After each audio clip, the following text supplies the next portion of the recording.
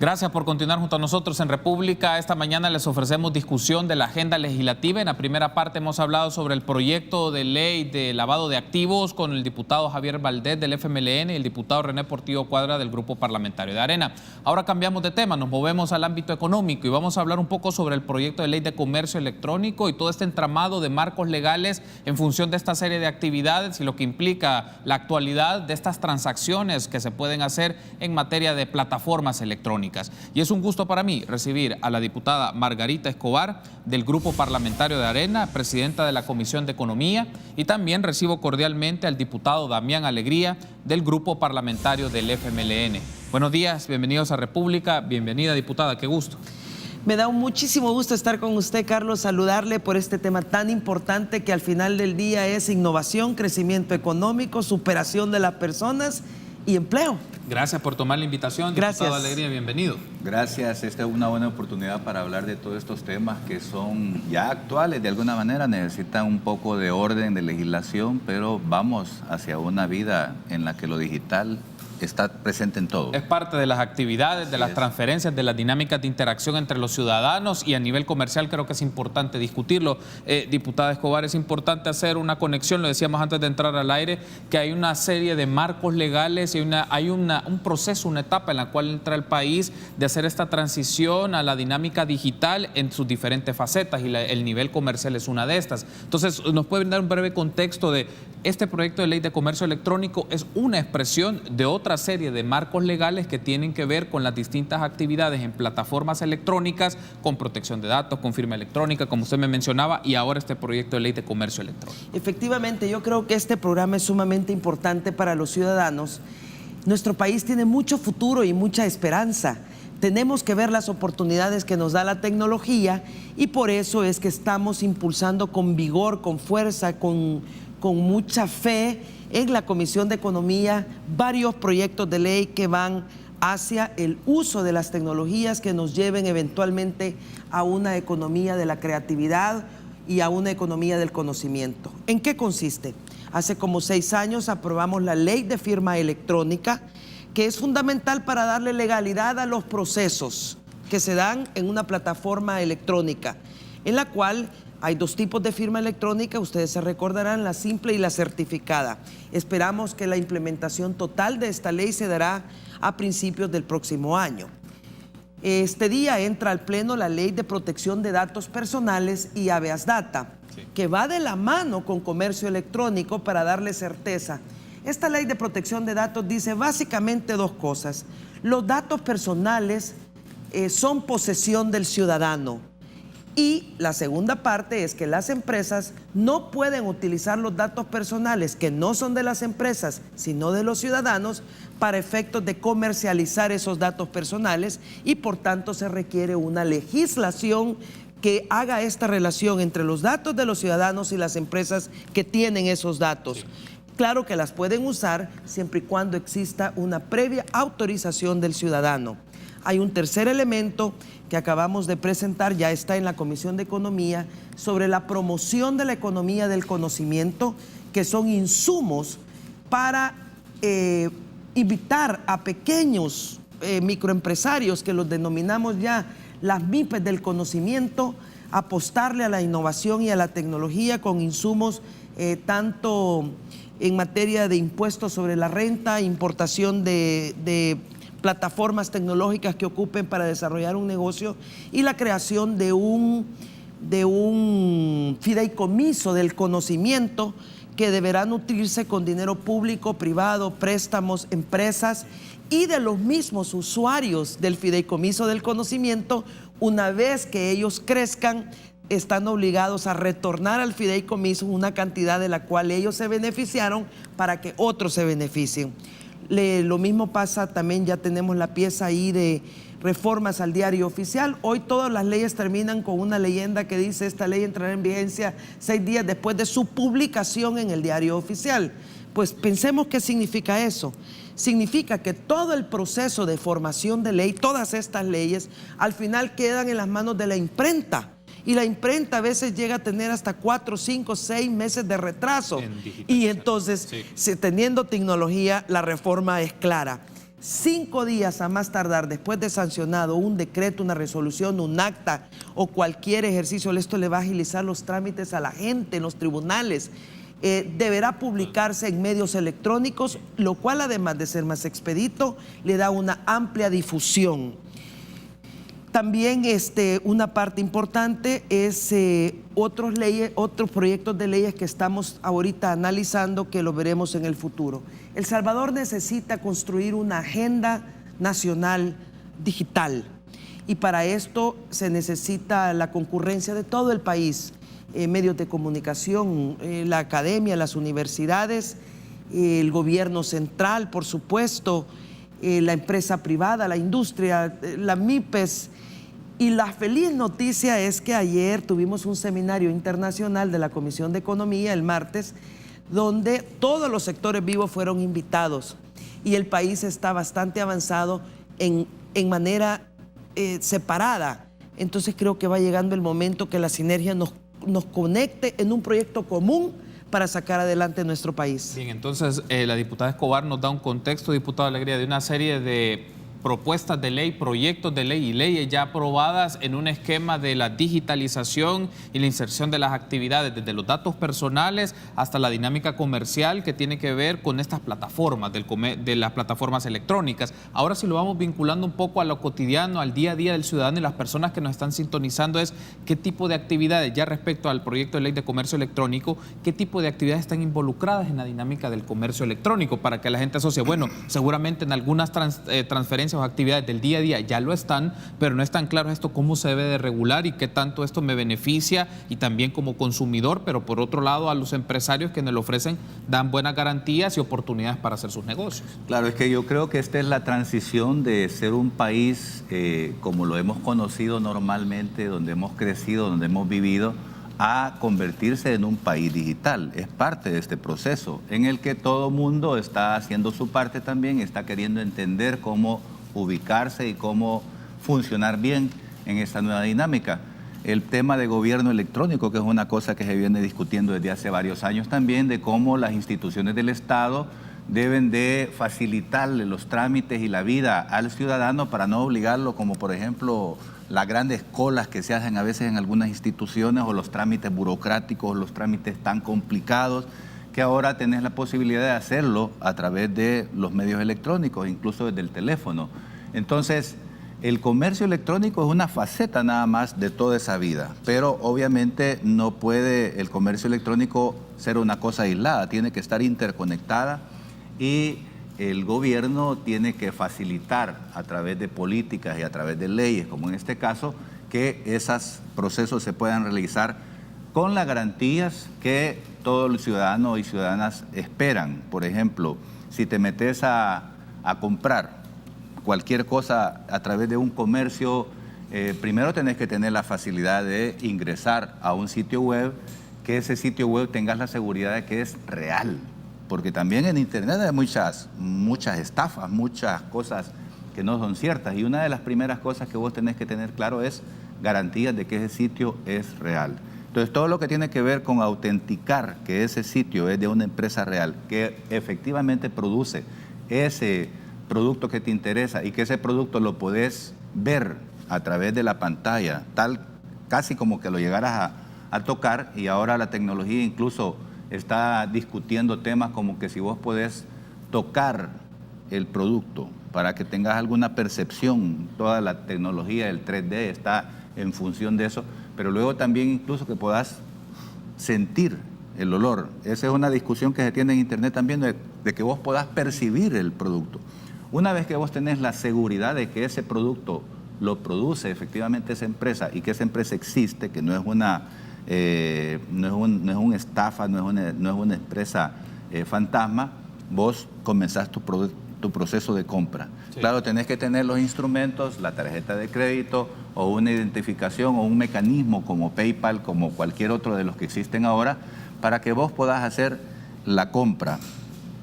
Y una vez que la compra también tiene que decirte el vendedor claramente cuánto cuesta el producto y las características, pero también cuánto cuesta el envío. para que vos no tengas sorpresa, porque se trata también de un proceso de compra que sea transparente, claro, seguro. Y una vez que vos haces el proceso de compra, te llega a tu lugar. Pero muchas veces en la vida real vos recibís el producto y decís, no era esto lo que yo pedí, no me gusta o no tiene las características que yo pedí. Tenés que tener un mecanismo de retorno del producto. De devolución. Entonces, eso también tiene que estar establecido en el mecanismo de compra, que el vendedor tenga el mecanismo también para hacerte, digamos, enviar otra vez, que vos lo puedas enviar sin cargo, para que te puedan devolver o te puedan enviar el producto que efectivamente vos has pedido. Todo eso es que ocurre en la vida normal. Cuando vos vas a cualquier almacén, a cualquier comercio, tiene que estar reflejado en la vida digital, en el comercio electrónico. Entonces, eso es lo que se trata de asegurar en esta ley, que tenga todas las posibilidades el consumidor. Y ya hay una cosa que ya se fue adelantada desde el año pasado. Aprobamos una reforma a la ley de defensa del consumidor que tiene que ver con esta parte. Sí. Pero ahora la otra parte que tiene que ver con esta ley tiene que darte los elementos para tener la garantía de que la empresa existe, de que el proceso se realiza sin problemas y que vos finalmente puedas sentir que eso contribuye pues a tu desarrollo, si sos una empresa o sos una persona. Tengo que hacer una pausa. Para al regresar me gustaría escucharles, diputada Escobar, diputado Alegría, cuáles son las oportunidades y amenazas de esto del comercio electrónico, porque en la práctica ya hay ciudadanos que realizan estas transiciones o estas transferencias a través del comercio electrónico, no solo el tema de sus derechos, también quiénes son proveedores de servicios de intermediación, quiénes son los proveedores de bienes y servicios, para no sentirse desprotegidos en esta dinámica, y cuáles ven aquellas oportunidades que ya se están dando y que se pueden potenciar, y cuáles son aquellas amenazas que hay que observar y regular en los marcos legales. Volvemos en minutos.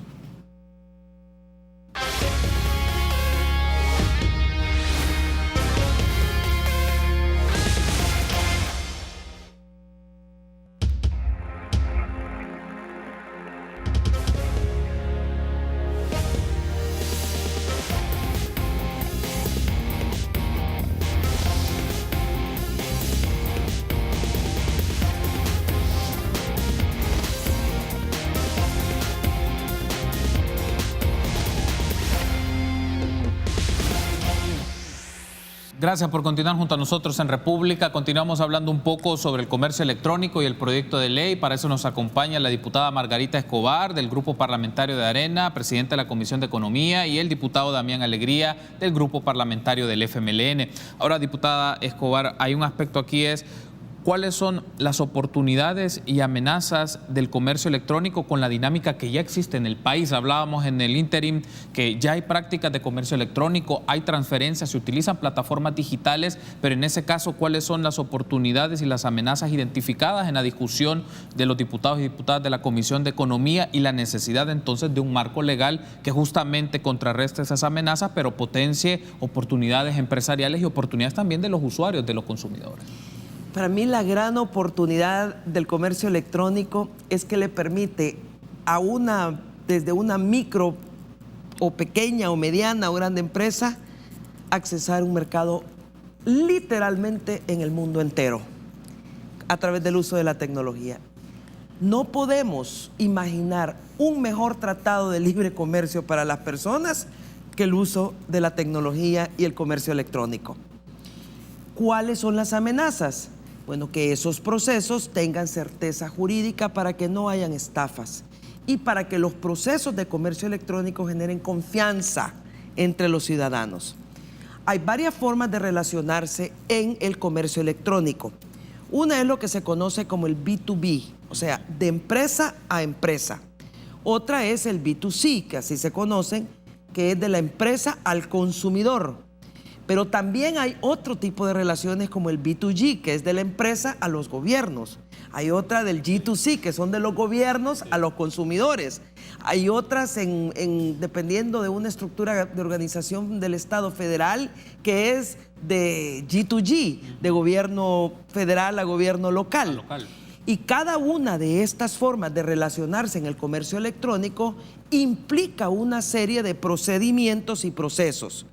Pero las más comunes en El Salvador son las de empresa a empresa, las de empresa a consumidor y también de empresas a gobiernos. Por eso se tiene que regular el tema de los contratos, el tema de los intermediarios, las obligaciones de los proveedores, los derechos de los consumidores, para lo cual, ya lo decía el diputado Alegría, nosotros ya aprobamos un capítulo completo de protección de los derechos del consumidor en la ley de la Defensoría del Consumidor, cuya entidad se requiere una institucionalidad que vele por esos derechos es obviamente la Defensoría del Consumidor. Esta ley tipifica también cuando son faltas graves o cuando son faltas ligeras y sanciona esas conductas, ya sea a los proveedores de servicios o a los intermediarios que usted hacía referencia. Sí. Por tanto, esta ley no puede, voy a decir lo que no debe ser un instrumento para parar el comercio electrónico. No debe ser un instrumento que sobreregule o sea súper suspicaz y a la defensiva de una tendencia global. No debe ser un instrumento que obstaculice el hacer negocios a los salvadoreños. ¿Qué es lo que sí debe ser? Debe ser una ley marco que le dé certeza jurídica a los procedimientos y que con esto se genere confianza para que más y más salvadoreños se involucren en el comercio electrónico, dándole institucionalidad cuando existan estafas o cuando una mala praxis se dé a través de un contrato. Hay un aspecto, diputado Escobar, voy luego con el diputado Alegría, hace unos días FUSADES publicó una serie de observaciones o comentarios sobre el proyecto de ley de comercio electrónico, sí. Pero para ser muy preciso menciono unas, que si es necesario en este proyecto de ley de comercio electrónico se debe incorporar o hacer una fusión o valorarlo desde la perspectiva que sea pertinente el tema del gobierno electrónico como tal, porque usted mencionaba justamente, puede existir relación del gobierno con las empresas, del gobierno con el ciudadano, o se requiere un marco legal ya en el ámbito del gobierno electrónico como tal. Ese es un primer aspecto, y el otro es particularmente es cómo se verifica de este tipo de comunicación electrónica, es decir, que tanto la empresa, el ciudadano, el gobierno o todos los actores involucrados en esta dinámica de comercio electrónico tengan sus respaldos de las transferencias hechas y no se preste, como mencionaba el diputado Alegría en el bloque anterior, a estafas y a situaciones que en lugar de promover genere miedo y ahuyente a la gente a utilizar las plataformas digitales. Sí, hemos recibido 25 observaciones de 25 instituciones diferentes del país. Yo les quiero agradecer y la Comisión de Economía está muy agradecida con la participación de verdad seria de todas las instituciones, FUSADES por supuesto, pero también todas las universidades del país, las gremiales, empresarios, hoteles, rubros de turismo. Hay una dinámica muy, muy bonita. Han participado activamente. Tenemos todo tipo de comentarios, desde aquellos que dicen que la ley está muy bien como está, hasta comentarios que dicen que mejor esperemos hasta que tengamos un gobierno electrónico funcionando. A mí me gusta una frase del ex primer ministro de Singapur que dice: no teníamos un plan perfecto, pero teníamos un plan. Nos comprometimos con él y lo seguimos. Y miren lo que es Singapur ahora. Yo creo que El Salvador no puede estar esperando a tener todo un sistema instalado para que la Asamblea Legislativa comience a legislar estas materias que, por cierto, estamos muy, pero muy rezagados, muy atrasados. No les quiero ni contar cuántos países en el mundo, en América Latina, no tienen ley de firma electrónica. Éramos 3, uno era El Salvador. Comercio electrónico, son 4, uno es El Salvador. Entonces no puede ser de que El Salvador se esté quedando rezagado. Ayer, el martes, recibimos una presentación sumamente interesante de FUSADES en la Comisión de Economía, donde aterrizaron sus comentarios y ya se formó el grupo técnico donde vamos a hacer una incorporación de todas las observaciones maravillosas que han hecho todos, y reitero nuestro aprecio al tiempo que se han tomado de estudiar el proyecto de ley. No hay proyecto de ley que se presente perfecto, claro. Y casi ningún proyecto de ley como se presenta sale. Siempre en las discusiones, en los debates de la Asamblea Legislativa, más los insumos, imagínense aquí le estoy diciendo de 25 organizaciones distintas del país, es evidente que vamos a tener el mejor proyecto de comercio electrónico posible y estas observaciones de FUSADES, que es la pregunta, serán incorporadas definitivamente. Ellos van a participar en el grupo técnico. Bueno, la diputada Escobar nos menciona, diputado Alegría, que este es un proyecto que debe ser o desembocar en una ley marco. Tampoco es un código con detalles y disposiciones tan específicas, pero sí una ley marco que permita hacer conexiones con otras leyes que ya se tienen o ya se vienen trabajando sobre firma electrónica, sobre protección de datos, eventualmente gobierno electrónico. El aspecto aquí es, diputado Alegría, desde su perspectiva y del grupo parlamentario del FMLN, ¿cuáles son como los parámetros principales sobre la regulación del comercio electrónico? Es decir, en esta ley marco, ¿cuáles deben ser los parámetros estándar que sí deben estar vigilados para las actividades del comercio electrónico? Por ejemplo, en los contratos, en la relación de los proveedores, de los bienes y servicios que ahí también circulan. Bueno, yo lo que quiero decir sobre esto es que ya la vida demuestra que el comercio electrónico es una realidad. Entonces no podemos nosotros estarnos resistiendo a aprobar este tipo de leyes. Que se necesitan hacer otras cosas a nivel de gobierno electrónico, de país digital y todo eso, por supuesto, pero sí, es importante poner el bloque que sirva para construir todo ese edificio de lo que sería el país digital, donde la gente tenga tantas facilidades como ofrece el comercio electrónico y en general la vida digital, para que avancemos. Yo creo que hay todavía una serie de cosas en las que nosotros debemos de avanzar y son como brechas que debemos de solventar.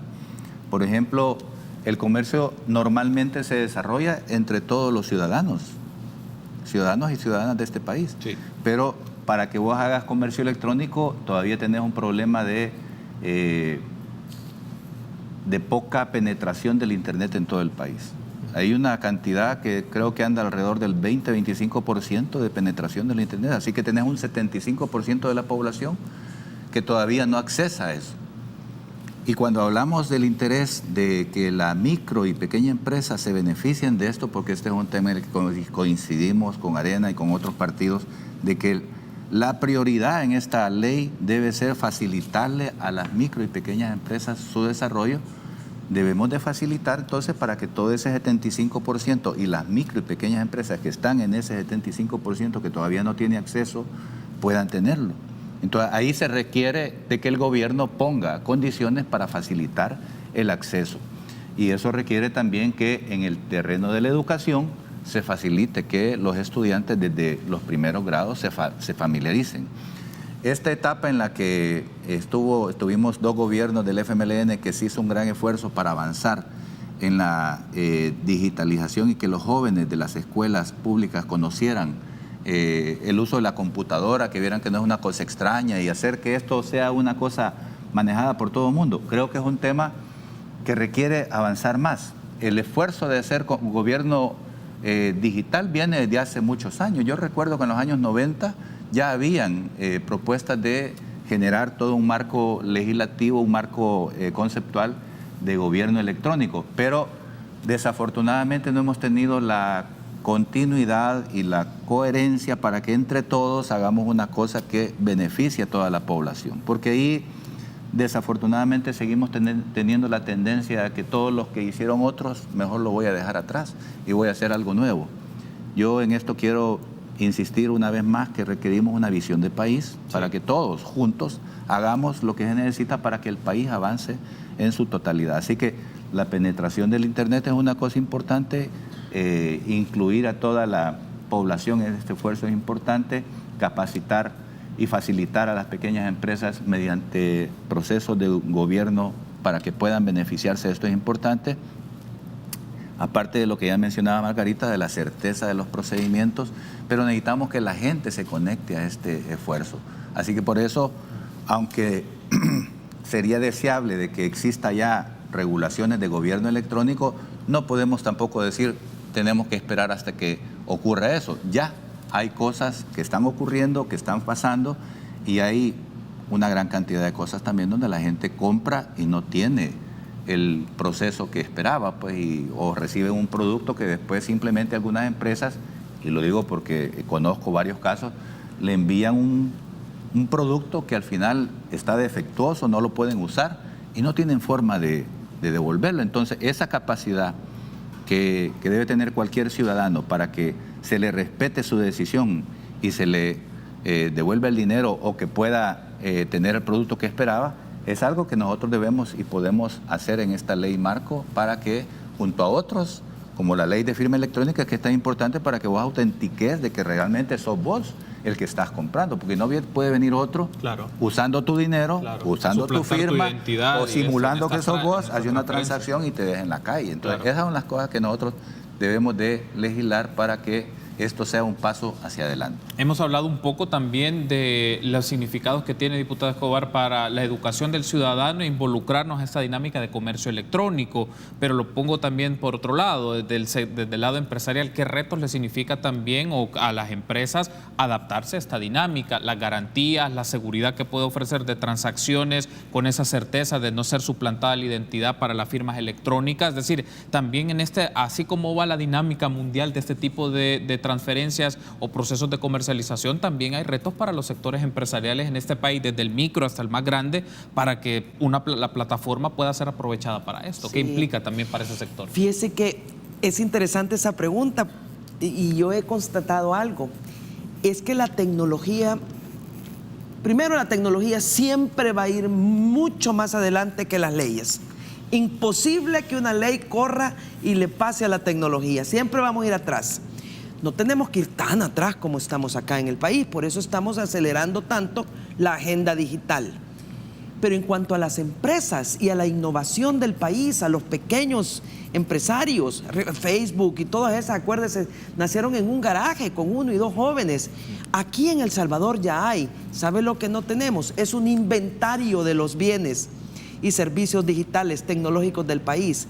Y aquí tal vez usted hacía una pregunta hace un rato, ¿cuáles son las amenazas? Sí. Pero creo que también hay que ver los retos. Una es lo que acaba de mencionar el diputado Alegría sobre la infraestructura digital. El Salvador tiene que tener una infraestructura, una inversión en infraestructura tecnológica mucho más grande. Tenemos algunos datos que apenas estamos con 3G en algunos lugares y ya el mundo está en 5G. Esto nos dice mucho, ¿verdad? El otro gran tema es el de la inclusión digital.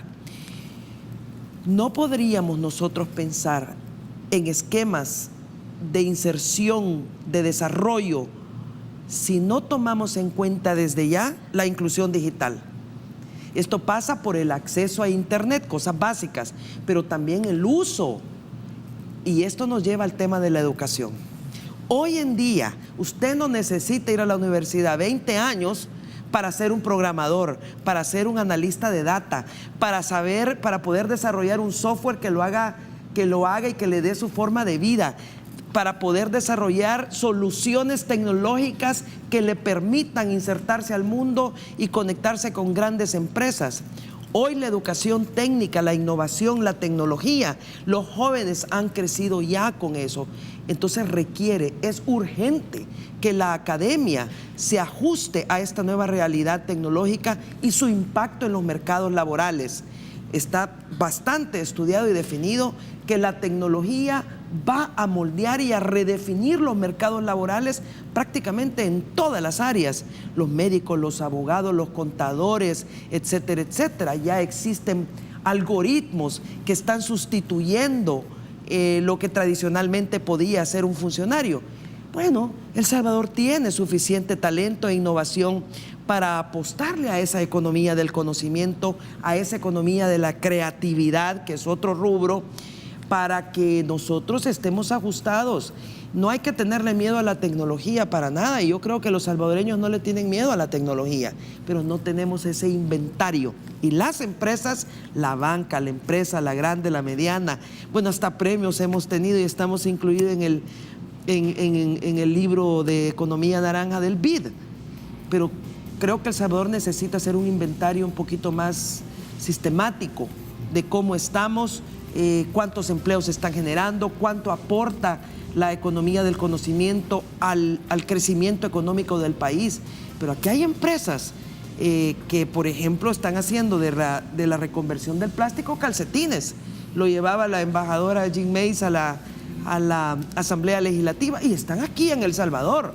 Entonces también tiene un lado Entonces, lo que pasa es que hay que visibilizar más estos temas para generar confianza, para dar ideas a la gente, y por eso es que este programa para mí es tan importante, porque lo visibiliza, pone las oportunidades a los jóvenes y a la sociedad en general. Quiero darle las gracias por haberme acompañado, diputada Escobar, usted, diputada Carlos. Alegría, gracias por su tiempo y por venir y explicarnos un poco cómo va la discusión de comercio electrónico, y la invitación está hecha para que nos encontremos en los próximos días para llevar otros temas de agenda de la Comisión de Economía también, porque hay otros temas, ya se han tenido acercamientos con funcionarios del nuevo gobierno, y cuáles son los temas en común, de la agenda en común del nuevo gobierno con la Comisión de Asuntos Económicos de la Asamblea. Gracias, diputada Alegría. Un gusto. Gracias, diputada Carlos. Escobar. Buenos días. Y a ustedes también, amigos. Será hasta mañana, 6:30. Que tengan un buen día.